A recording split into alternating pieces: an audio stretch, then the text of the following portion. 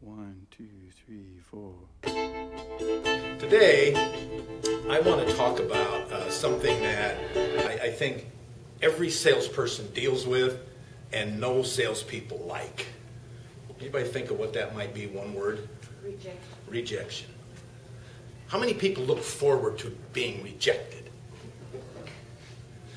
Isn't it kind of rough where you spend, and the more money the product is, the higher the price tag, the greater the emotion, because you are spending time with the customer, you're expending your energy, you're explaining the benefits, and your customer's just going, uh-huh, oh yeah, oh wow, yeah, and you begin to think, oh boy,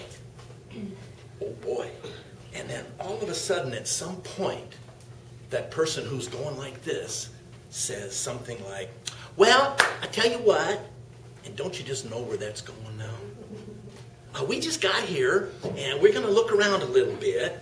Or, well, I tell you what, this is a big decision. I really need to think about it.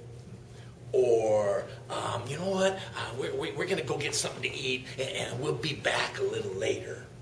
How late are you going to be here? They play that part very, very well. I maintain that people go through this customer training school somewhere. I don't know where it is, but people learn how, as customers, to control salespeople.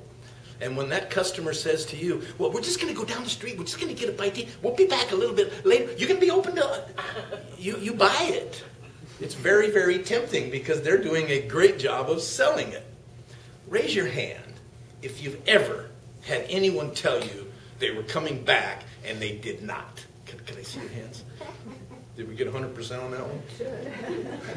Have you ever told a salesperson you would be back and didn't go back? Have you ever told a salesperson you want to think about it when the truth is you already thought about it and you know you're not going to buy it? So what do we call that? Lying. Lying. When I was writing my book, Retail Selling Made Easy, my working title was Buyers Are Liars. And I thought that was a great title. And someone said, well, who are you going to sell the book to? And that made me stop and think. You know, maybe I shouldn't put that on the cover of the book. But it does say it inside the book. Buyers are liars. And I don't think they're liars because that's their nature. I think that customers lie to us sometimes just to not hurt our feelings. Sometimes they just want to encourage us a little bit to think they're coming back because it makes an easier exit. So it's important for us to realize when we hear these excuses, I call them, when we hear these alibis, it's important for us to not buy it. Because if we buy it, it's all over. It's done. If that customer has looked at it but doesn't like it, and is it possible that they've taken the time going like this, but they just don't like it enough? You see, there are certain things that have to happen in order for somebody to buy. Number one, they have to come in your store. Number two, they have to find something that they want. Number three, they have to have the money. Number four, they have to be willing to spend the money. And number five, they have to feel comfortable with you. There's a lot of opportunities there to fall out. There's a lot of places where one of those things might not happen. They maybe don't go in the store. Maybe they can't find something they want. Maybe while looking for something that they want, they look at something they don't want. And then the salesperson gets involved.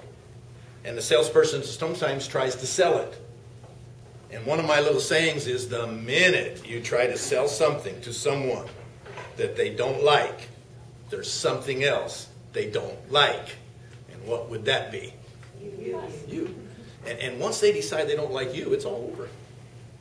So learning how to handle rejection and not take it personal is crucial in selling.